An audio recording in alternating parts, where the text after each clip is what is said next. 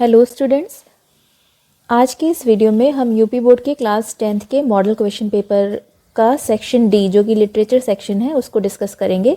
इसके पहले last video में हमने इसी मॉडल क्वेश्चन पेपर का सेक्शन ए जो कि रीडिंग सेक्शन है, सेक्शन बी जो राइटिंग सेक्शन है और सेक्शन सी जो कि ग्रामर सेक्शन है उसके क्वेश्चंस डिस्कस किए थे। आज हम इसी के आगे कंटिन्यू करेंगे और सेक्शन डी यानी लिटरेचर सेक्शन के क्वेश्चंस को देखेंगे। सेक्शन डी क्वेश्चन नंबर 7 से स्टार्ट है, जिसमें आपसे पैसेज बेस्ड क्वेश्चंस यानी कॉम्प्रिहेंशन क्वेश्चंस पूछे जाएंगे जो कि आपकी फर्स्ट राइट बुक से प्रोज के किसी चैप्टर से होंगे। यहाँ पर आप देख सकते हैं लिखा हुआ है read the following passage and answer the questions given below it. ये जो पैसेज दिया गया है ये आपके फर्स्ट राइट बुक से lesson 1 a letter to God से लिया गया है और इसके ऑथर हैं G.L. फ्यूंटिस। तो पहले पैराग्राफ को पढ़ करके समझते हैं, फिर उसके बाद इसके क्वेश्चंस के आंसर डिस्कस करेंगे।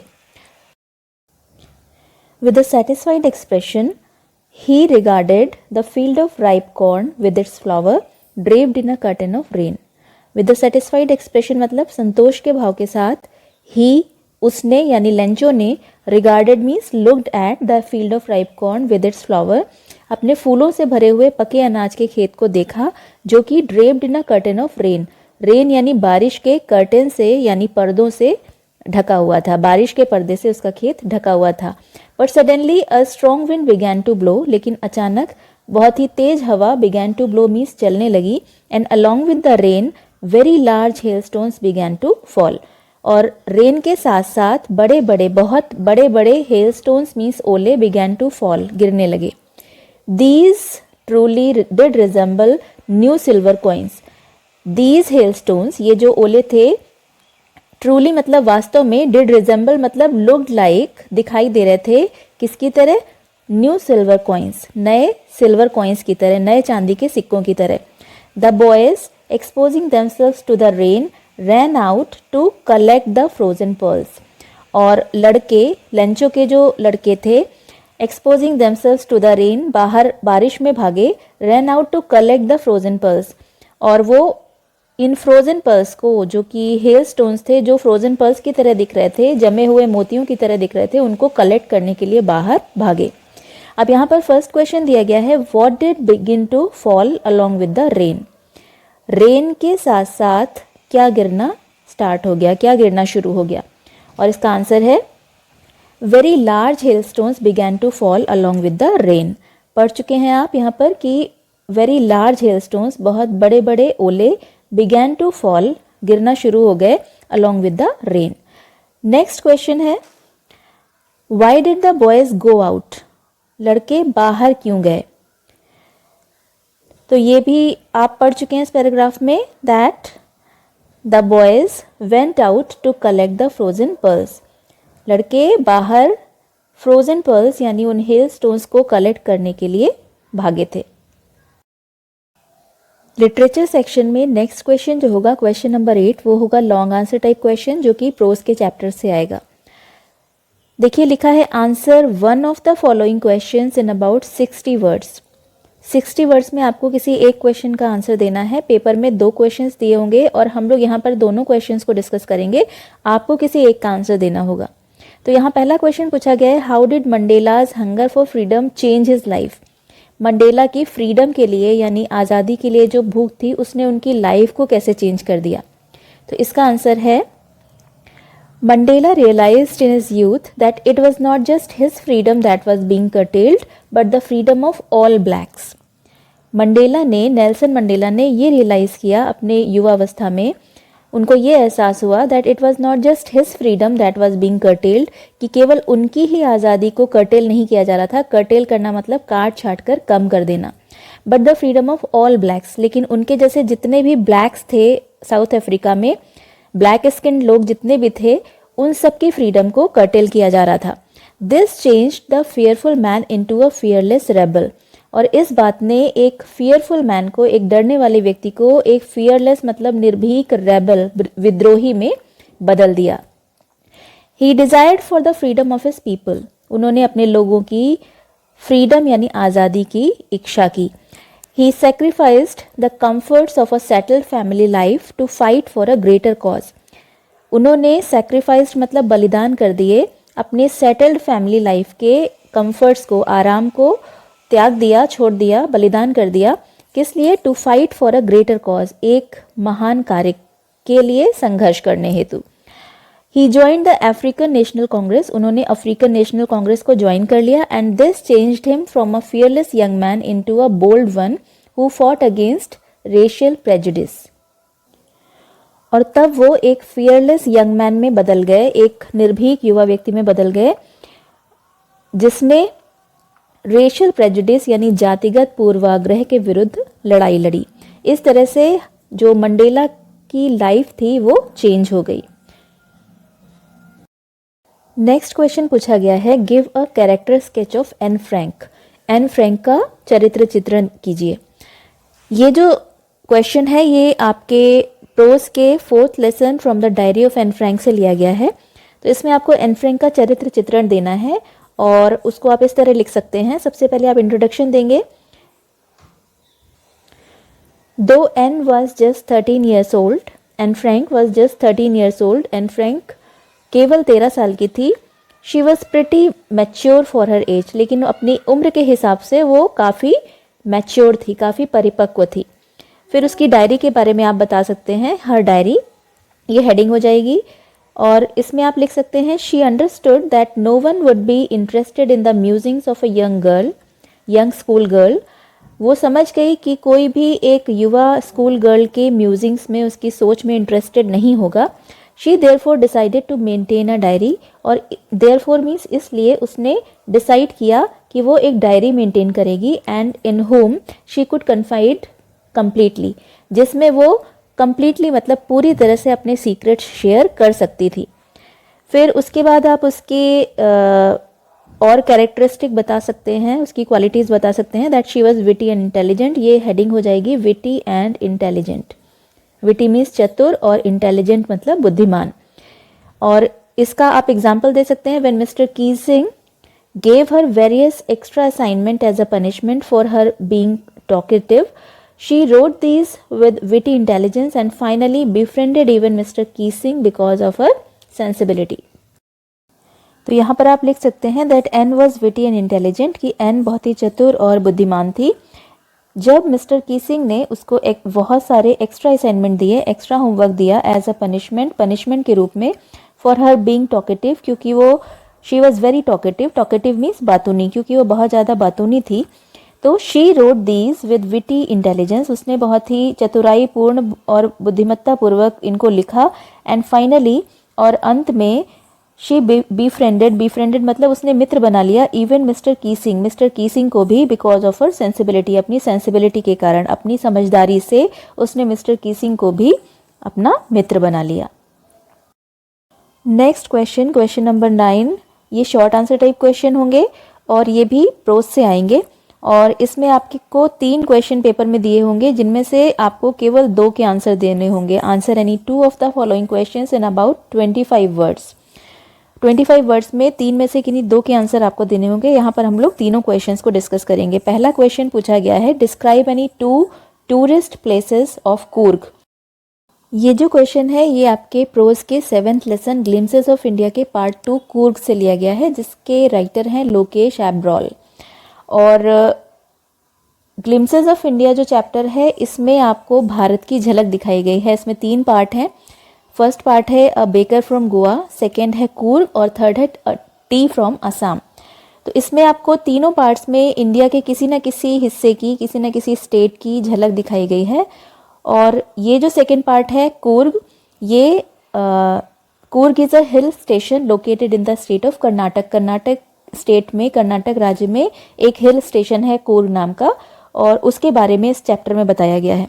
तो इसमें पूछा गया है, describe any 2 tourist places of Coorg, और इसका आंसर होगा Brahmagiri hills and the island of Nisargadhama are the 2 famous tourist places of Coorg. Brahmagiri hills और आइलैंड ऑफ निसर्गधाम, निसर्गधाम का जो नाम का जो टापू है, ये 2 फेमस टूरिस्ट प्लेसेस हैं कूर्ग के। फिर नेक्स्ट क्वेश्चन पूछा गया है, where were the monthly accounts of the baker recorded.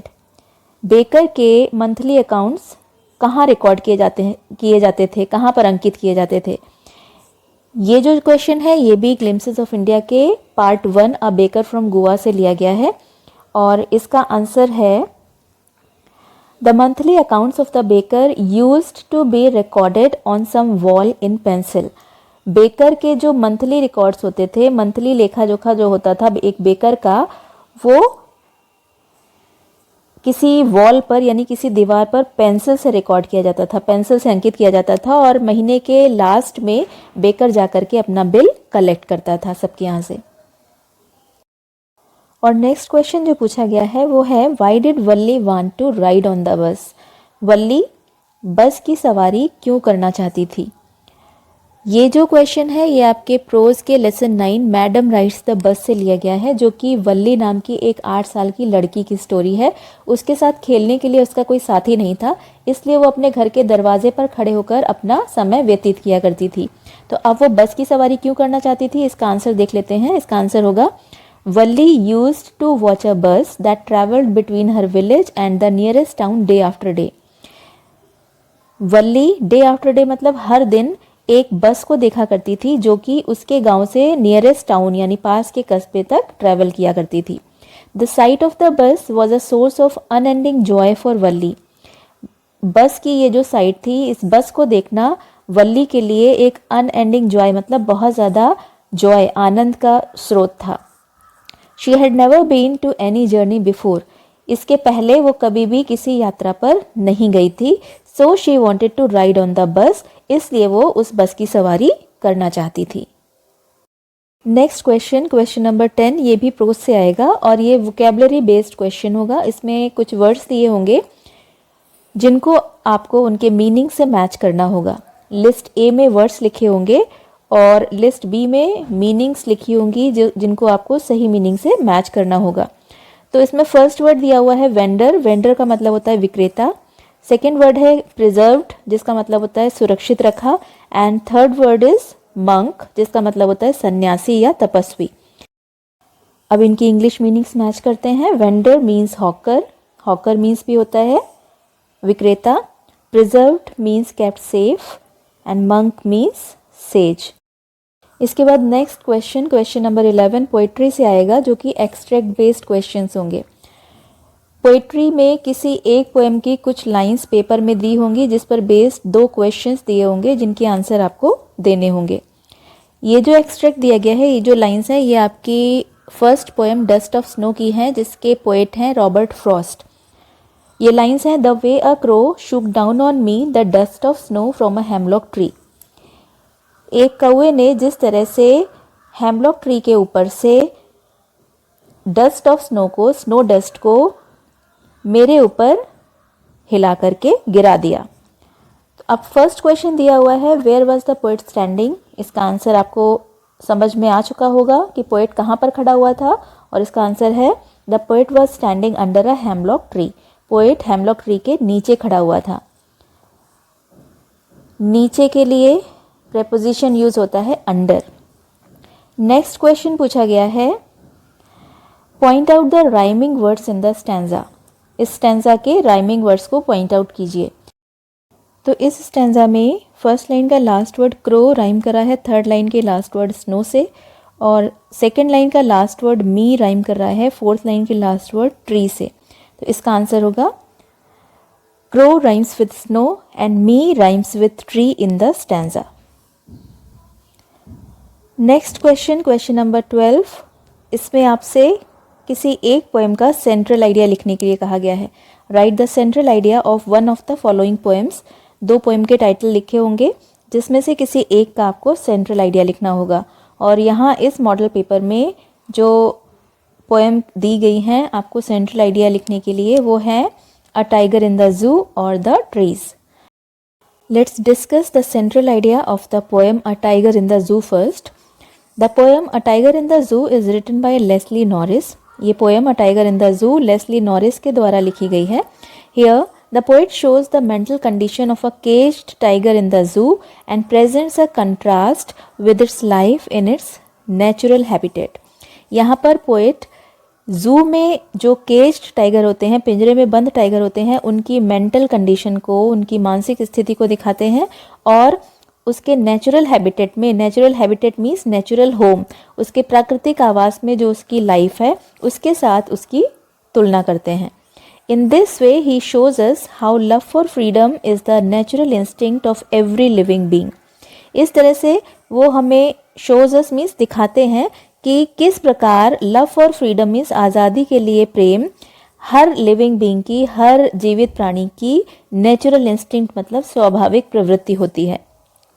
He also wants to convey the message, वो ये मैसेज भी कन्वे करना चाहते हैं, ये संदेश भी देना चाहते हैं इस पोइम के through, that it is cruel to keep the wild animals in small cell of the zoo away from their natural habitat, कि वाइल्ड एनिमल्स को, जंगली जानवरों को जू के एक स्मॉल सेल में रखना उनके नेचुरल हैबिटेट यानी उनके नेचुरल होम से दूर, उनके प्राकृतिक आवास से दूर एक जू की छोटी सी सेल में, छोटी सी कोठरी में जंगली जानवरों को रखना क्रूरता होती है।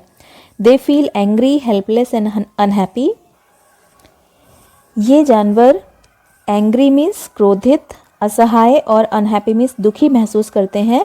And remember their life and environment in the forest, और जंगल में अपने जीवन और वातावरण को रिमेंबर मीन्स याद करते रहते हैं। नेक्स्ट पोएम जिसका सेंट्रल आइडिया पूछा गया है वो है the trees. एड्रीन rich wants to make men aware of his merciless and selfish behavior in this poem। इस पोएम में एड्रीन रिच जो इस पोएम की पोएटिस हैं वो मनुष्य को उसके मर्सीलेस मीन्स निर्दयी और सेल्फिश मीन्स स्वार्थी बिहेवियर यानी व्यवहार के प्रति अवेयर करना चाहती हैं। Man should not empty the forest, वो कहती हैं कि मनुष्य को फॉरेस्ट को खाली नहीं करना चाहिए, जंगलों को खाली नहीं करना चाहिए। And bring the trees inside to decorate his interior, और अपने इंटीरियर को यानी अपने घरों को, अपने घरों के अंदर डेकोरेट करने के लिए, सजाने के लिए ट्रीज को इनसाइड नहीं लाना चाहिए, घरों के अंदर नहीं लाना चाहिए। Imprisoned in the house they feel suffocated and restless, जब वो घरों में इम्प्रिजन्ड मतलब कैद हो जाते हैं तो दे means trees feel suffocated and restless, तो पेड़ भी घुटन और बेचैनी का अनुभव करते हैं। There is neither enough space nor light for their growth। उनकी ग्रोथ के लिए, उनकी वृद्धि के लिए ना तो पर्याप्त स्पेस होता है और ना ही लाइट होती है, प्रकाश होता है। So we must take them out in the open, इसलिए हमें उनको बाहर खुले में ले जाना चाहिए। And let them live happily in their natural habitat the forest, और उनको उनके नेचुरल हैबिटेट यानी उनके नेचुरल होम जो कि फॉरेस्ट यानी जंगल है वहाँ पर उनको लेट देम लिव हैप्पीली, खुशी खुशी उनको रहने देना चाहिए। ये मैसेज इस पोएम के थ्रू एड्रीन रिच जो कि इस पोएम की पोएटेस हैं उन्होंने इस पोएम में द ट्रीज में बताया है। अगर आप क्वेश्चन नंबर 12 में सेंट्रल आइडिया नहीं लिखना चाहते तो आपको चॉइस मिलती है कि आप अपनी टेक्स्ट बुक की किसी एक पोएम की 4 लाइन्स लिख दें, लेकिन वो 4 लाइन्स पेपर से कॉपी नहीं करनी है। इसके बाद क्वेश्चन नंबर 13 सप्लीमेंट्री से होगा जो कि शॉर्ट आंसर टाइप क्वेश्चंस होंगे। आपको 3 में से किन्हीं 2 क्वेश्चंस के आंसर देने होंगे। हम यहाँ पर तीनों क्वेश्चंस के आंसर डिस्कस करेंगे। क्वेश्चन नंबर 1 लिखा हुआ है why is Mrs Pumphrey worried about Tricki. ये क्वेश्चन आपकी supplementary book footprints without feet के first lesson a triumph of surgery से लिया गया है। और जेम्स हैरियट जो कि इस लेसन के राइटर हैं वो एक वेटरिनरी सर्जन थे, एक पशु चिकित्सक थे। उन्होंने ट्रिकी नाम के कुत्ते का इलाज किया था बिना सर्जरी के, और ट्रिकी जो था वो मिसेस पम्फ्री का डॉग था। और मिसेस पम्फ्री उसके बारे में क्यों चिंतित थी, इसका आंसर होगा Mrs Pomfrey is worried about tricky because he looks listless. Mrs Pomfrey tricky के लिए चिंतित हैं क्योंकि वो लिस्टलेस यानी टायर्ड एंड विदाउट एनर्जी, थका और सुस्त दिखाई देता है।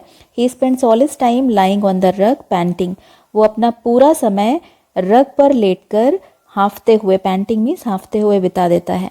She feels that he is suffering from a serious health issue such as malnutrition. वो ऐसा फील करती हैं कि ट्रिकी किसी सीरियस हेल्थ इशू जैसे कि कुपोषण जैसे किसी सीरियस हेल्थ इशू से सफ़र कर रहा है, पीड़ित है, इसलिए वो ट्रिकी के लिए चिंतित हैं। नेक्स्ट क्वेश्चन पूछा जा रहा है what were the reasons for Matilda's unhappiness.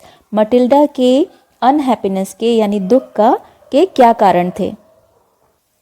और ये क्वेश्चन आपकी सप्लीमेंट्री बुक के 7th लेसन द नेकलेस से लिया गया है, जो कि एक लेडी की स्टोरी है जिसका नाम है Matilda लॉसल।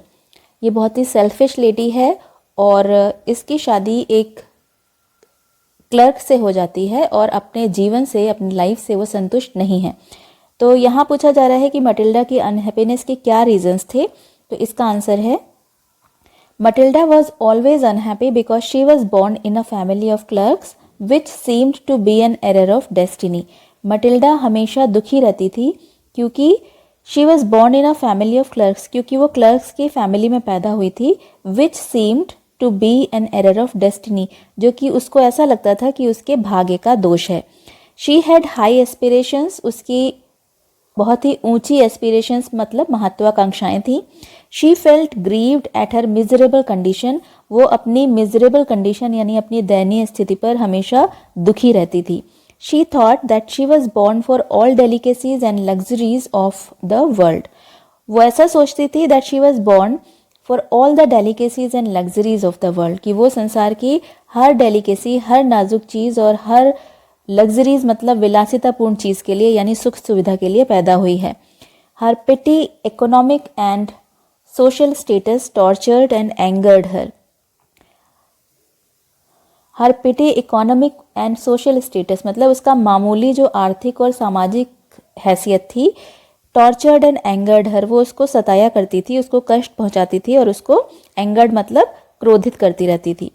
She had a liking for marvelous dishes, nice frocks and jewels.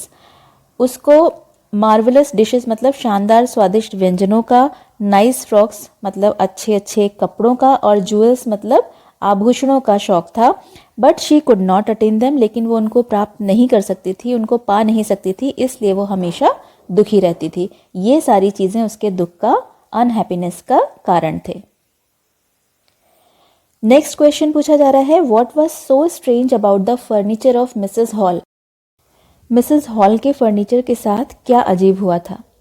ये जो क्वेश्चन है ये आपकी सप्लीमेंट्री बुक के 5th lesson footprints without feet से लिया गया है, जो एक साइंटिस्ट जिसका नाम ग्रिफिन था उसकी स्टोरी है।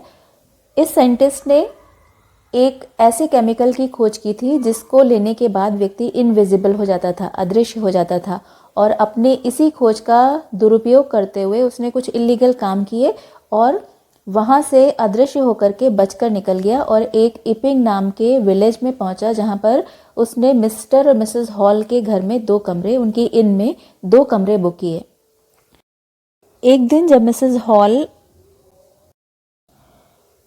मिसेस हॉल इस साइंटिस्ट से मिलने उसके रूम में पहुंची तो उसके रूम का जो फर्नीचर था उसने मिसेस हॉल के साथ बहुत अजीब सा व्यवहार किया। और वो क्या व्यवहार था? When Mrs. Hall went to see the invisible man in his room, she found the bedroom chair became alive. जब मिसेस हॉल इस इनविजिबल मैन से, इस अदृश्य व्यक्ति से मिलने के लिए उसके रूम में पहुंची तो उन्होंने पाया कि जो बेडरूम चेयर थी वो अलाइव मतलब जीवित हो गई, स्प्रिंगिंग इनटू द एयर, हवा में उछलने लगी, and it charged straight into her. Charge straight का मतलब होता है हमला करना, और उसने उन पर हमला कर दिया। Then the chair pushed both husband and wife out of the room. उसके बाद उस चेयर ने हस्बैंड और वाइफ दोनों को आउट ऑफ द रूम मतलब कमरे के बाहर धकेल दिया। She felt that spirits have entered into her furniture and she became hysterical. उन्होंने ऐसा महसूस किया कि स्पिरिट्स मतलब आत्माओं ने उनके फर्नीचर में प्रवेश कर लिया है और वो उन्मादग्रस्त हो गई। हिस्टेरिकल का मतलब in a state of uncontrolled excitement, anger और पैनिक, घबरा जाना, उन्मादग्रस्त हो जाना, और वो हिस्टेरिकल हो गई। इसके बाद 14th क्वेश्चन आपकी सप्लीमेंट्री बुक से लॉन्ग आंसर टाइप क्वेश्चन होगा, जिसमें पेपर में आपको 2 क्वेश्चन दिए गए होंगे जिसमें से आपको किसी एक का आंसर 60 वर्ड्स में लिखना होगा। यहाँ मॉडल पेपर में जो 2 क्वेश्चन है उनमें से फर्स्ट क्वेश्चन दिया गया है, give a character sketch of भोली। भोली का चरित्र चित्रण लिखिए। ये जो क्वेश्चन है ये आपकी सप्लीमेंट्री बुक से 9th लेसन भोली से लिया गया है, जिसके राइटर हैं के अब्बास, और ये भोली नाम की एक लड़की की स्टोरी है जो अपने 7 भाई बहनों में सबसे छोटी थी। उसके पिता का नाम रामलाल था और उसके 3 भाई और 3 बहनें और थीं। सबसे बड़ी बहन का नाम था राधा, दूसरी बहन का नाम मंगला और तीसरी बहन का नाम था चंपा। और उसके बाद सुलेखा, जिसे बचपन से ही लोग भोली कहकर बुलाते थे। भोली जो थी वो हकलाकर बोलती थी, स्टैमर करती थी और उसके चेहरे पर पॉक मार्क्स थे, चेचक के निशान थे। तो उसके पिता को उसके विवाह की बहुत चिंता थी। पर जब उसने स्कूल में एडमिशन लिया तो अपने टीचर के प्रोत्साहन से वो एक कॉन्फिडेंट गर्ल, एक आत्मविश्वासी लड़की बन गई। और जब उसके पिता ने एक लंगड़े और बूढ़े व्यक्ति से उसकी शादी तय कर दी तो पूरे आत्मविश्वास से उसने अपना फैसला सुनाया कि वह शादी नहीं करेगी और अपने माता पिता के बुढ़ापे का सहारा बनेगी और जिस स्कूल में उसने शिक्षा पाई है उसी स्कूल में वो पढ़ाएगी। तो यहाँ आपको भोली का कैरेक्टर स्केच देना है और इसको आप इस तरह लिख सकते हैं। सबसे पहले आप इंट्रोडक्शन देंगे। Though her name was Sulekha, since her childhood everyone had nicknamed her Bholi the Simpleton. यद्यपि उसका नाम सुलेखा था लेकिन सिंस हर चाइल्डहुड, उसके बचपन से ही एवरीवन मीन्स हर व्यक्ति उसको भोली या सिंपलेटन मीन्स बुद्धू के निक नेम से यानी उपनाम से बुलाता था। सेकेंड हेडिंग आ जाएगी अर्ली बैरियर्स रिमूव्ड। उसकी प्रारंभिक बाधाएं दूर हुई। और कैसे दूर हुई? Her education washed and polished her brain. उसकी शिक्षा ने उसके ब्रेन को यानी उसके मस्तिष्क को साफ किया और पॉलिश कर दिया यानी चमका दिया। हर इंटेलिजेंस सरफेस्ड। उसकी बुद्धिमत्ता बाहर आ गई एंड शोन और चमकने लगी। She understood the things. वो चीज़ों को समझने लगी। She had not hesitation to speak her mind. उसको अपने माइंड की यानी अपने मस्तिष्क की बात बोलने में हेजिटेशन नहीं होती थी, हिचकिचाहट नहीं होती थी। She was outspoken. वो खरा बोलने वाली लड़की थी। फिर नेक्स्ट हेडिंग आ जाएगी कॉन्फिडेंस। कॉन्फिडेंस मीन्स आत्मविश्वास। She gain confidence. उसमें आत्मविश्वास आ गया। She knew her mind. वो अपने मस्तिष्क को समझने लगी। At the time of her marriage she spoke in a clear loud voice. अपने विवाह के समय वो बहुत ही क्लियर और लाउड वॉइस में बोली। Her parents, sisters, brothers, relatives and neighbours were startled to hear her speak without even the slightest stammer. उसको बिना किसी स्लाइटेस्ट स्टैमर मतलब बिना किसी स्टैमर के, बिना हकलाहट के बोलते हुए सुन करके उसके पेरेंट्स, सिस्टर्स, ब्रदर्स, रिलेटिव्स और नेबर्स सभी वर स्टार्टल मतलब चौंक गए। फिर नेक्स्ट हेडिंग आ जाएगी सेल्फ रिस्पेक्ट यानी आत्मसम्मान। उसमें आत्मसम्मान भी था। She asked her father to take back his money from Vishambharnath. उसने अपने पिता से कहा कि वो विशंभरनाथ से दहेज का पैसा वापस ले लें। She refused to marry that man who was a mean, greedy and contemptible coward. उसने एक ऐसे व्यक्ति से विवाह करने से मना कर दिया जो कि मीन मीन्स तुच्छ या कमीना, ग्रीडी मीन्स लालची और कंटेम्प्टेबल मतलब घृणित, कॉवर्ड था, कायर था। फिर कंक्लूजन आ जाएगा कि Sulekha told her parents that she need not get married. Sulekha ने अपने माता पिता को बताया कि उसको विवाह करने की आवश्यकता नहीं है। शी assured them, उसने उनको विश्वास दिलाया that she would help them in their old age, कि वो उनके बुढ़ापे में उनका सहारा बनेगी। और इस तरह से आप भोली का कैरेक्टर स्केच दे सकते हैं। और इसमें नेक्स्ट क्वेश्चन दिया गया है, how did एब्राइट discover an unknown insect hormone. एब्राइट ने किस तरह से एक अज्ञात इंसेक्ट हार्मोन को डिस्कवर किया, उसकी खोज की। तो ये जो क्वेश्चन है ये आपके सप्लीमेंट्री बुक से 6th lesson the making of a scientist से लिया गया है, जिसको रॉबर्ट डब्ल्यू पीटरसन ने लिखा है। और ये चैप्टर एक बहुत ही प्रसिद्ध साइंटिस्ट रिचर्ड एब्राइट के बारे में है, जिन्होंने साइंस के फील्ड में बहुत ही मार्वेलस काम किया। उनको बचपन से ही बटरफ्लाइज यानी तितलियों को पकड़ने का शौक था। धीरे धीरे उन्होंने तितलियों के ऊपर बहुत ही कॉम्प्लेक्स एक्सपेरिमेंट करने स्टार्ट कर दिए और उनको एक के बाद एक बहुत सारे अवार्ड्स मिलते गए अपनी डिस्कवरीज के लिए। उसके बाद उन्होंने एक अननोन इंसेक्ट हार्मोन का पता लगाया, उसकी खोज की। और वो क्या खोज थी और किस तरह उन्होंने इसका पता लगाया, वही इस क्वेश्चन का आंसर है। तो इसका आंसर देखिए, in the second year in his high school Ebright's research led to his discovery of an unknown insect hormone. High school में सेकेंड ईयर के दौरान एब्राइट ने एक रिसर्च की थी जिसके कारण एक अज्ञात इंसेक्ट हार्मोन की डिस्कवरी हुई, खोज हुई। इंसेक्ट मीन्स होता है कीट, like ants, bees, butterflies, mosquitoes, flies, these all are insects. ये सभी कीट हैं। और हार्मोन क्या होता है? Hormone is a substance in the body that influences growth and development. शरीर की वृद्धि और विकास को प्रभावित करने वाला तत्व हार्मोन कहलाता है। आगे देखिए, indirectly it led to his new theory on the life of cells. Indirectly मतलब अप्रत्यक्ष रूप से इस खोज ने कोशिका जीवन के नए सिद्धांत का प्रतिपादन किया। सेल कहते हैं कोशिका को और लाइफ मीन्स जीवन। अप्रत्यक्ष रूप से उनकी इस खोज ने कोशिका के जीवन पर एक थ्योरी को यानी एक सिद्धांत का प्रतिपादन किया। He try to answer a very simple question. वो एक बहुत ही साधारण से क्वेश्चन का आंसर देने का प्रयास कर रहे थे कि what is the purpose of the 12 tiny gold spots on the monarch pupa. Monarch pupa के ऊपर जो 12 मतलब 12 टाइनी गोल्ड स्पॉट्स होते हैं, छोटे छोटे सुनहरे रंग की चित्तियाँ होती हैं, उनका क्या पर्पज़ होता है? मोनार्क प्यूपा क्या होता है? मोनार्क मीन्स होता है राजा, और pupa is an insect in the stage of development before it becomes an adult insect. Adult बनने के पहले कोई भी इंसेक्ट जब डेवलपमेंट की स्टेज में होता है तो उसे प्यूपा कहा जाता है।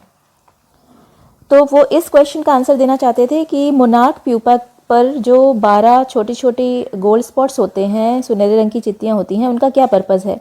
टू प्रूव, और इसको प्रूव करने के लिए एब्राइट and one other student built a device. एब्राइट ने और एक दूसरे स्टूडेंट ने एक ऐसा यंत्र बनाया that showed that the spots were producing a hormone, जो ये दिखाता था कि ये जो स्पॉट्स हैं 12, ये एक हार्मोन को प्रोड्यूस कर रहे हैं, एक हार्मोन का निर्माण कर रहे हैं। It was necessary for the butterflies full development, और ये जो हार्मोन था ये एक तितली के पूर्ण विकास के लिए बहुत आवश्यक था। The project one एब्राइट first place in the country fair and entry into the international science and engineering fair. इस प्रोजेक्ट ने एब्राइट को काउंटी फेयर विज्ञान मेले में प्रथम स्थान दिलाया और उनको इंटरनेशनल साइंस और इंजीनियरिंग फेयर में एंट्री दिला दी। There he won 3rd place for zoology, और वहाँ पर उन्होंने जूलॉजी यानी जीव विज्ञान के लिए 3rd प्लेस यानी तीसरा स्थान जीता। इसके बाद लास्ट क्वेश्चन नंबर 15, जो कि ट्रू फॉल्स और मल्टीपल चॉइस क्वेश्चंस होंगे। ये भी आपके सप्लीमेंट्री बुक से आएंगे, और इसमें सबसे पहले हम ट्रू फॉल्स देखते हैं। ट्रू फॉल्स में आपको 2 स्टेटमेंट दिए गए हैं जिसमें आपको ये बताना है कि ये स्टेटमेंट ट्रू है या फॉल्स। फर्स्ट स्टेटमेंट लिखा हुआ है Matilda always remained happy. Matilda हमेशा खुश रहती थी। अभी आपने इसी चैप्टर के एक शॉर्ट आंसर टाइप क्वेश्चन का आंसर देखा था, उससे आपको पता चल गया होगा कि मटिल्डा हमेशा खुश नहीं रहती थी, शी ऑलवेज रिमेन्ड अनहैप्पी। तो ये स्टेटमेंट जो है ये फॉल्स है। सेकेंड स्टेटमेंट है James Herriot was a veterinary surgeon. James Herriot एक पशु चिकित्सक थे, और ये स्टेटमेंट ट्रू है। नेक्स्ट जो क्वेश्चन है उसमें लिखा है select the most suitable alternative to complete the following statements. नीचे स्टेटमेंट को कंप्लीट करने के लिए 4 में से जो सही ऑप्शन है उसको सेलेक्ट करिए। Griffin was a shopkeeper, landlord, scientist और क्लर्जीमैन। तो ये जो क्वेश्चन है ये फुटप्रिंट्स विदाउट फीट लेसन से लिया गया है, और आपको पता होगा that Griffin was a scientist. Next question है रामलाल्स एल्डेस्ट डॉटर वॉज। अभी मैंने आपको बताया था कि रामलाल की 4 लड़कियां थीं और चारों के नाम बताए थे। उसकी जो एल्डेस्ट डॉटर थी उसका नाम था राधा, सेकेंड नंबर की जो डॉटर थी उसका नाम था मंगला, थर्ड डॉटर का नाम था चंपा, और फोर्थ का नाम था सुलेखा, जिसको निक नेम से बुलाया जाता था और उसका निक नेम था भोली। तो यहाँ एल्डेस्ट डॉटर का नाम पूछा गया है तो उसका आंसर होगा राधा। ये आपके इस मॉडल पेपर का लास्ट क्वेश्चन था। इस तरह से टोटल आपके 15 क्वेश्चंस पूछे जाएंगे और पेपर 70 मार्क्स का आएगा। तो इस वीडियो में हमने इस मॉडल पेपर को सॉल्व किया। नेक्स्ट वीडियोस में हम और भी इम्पॉर्टेंट क्वेश्चंस और मॉडल पेपर्स डिस्कस करेंगे। अगर आपने इस चैनल को सब्सक्राइब नहीं किया है तो सब्सक्राइब कर लें, जिससे आने वाले वीडियोज़ के नोटिफिकेशंस आपको टाइमली मिलते रहें।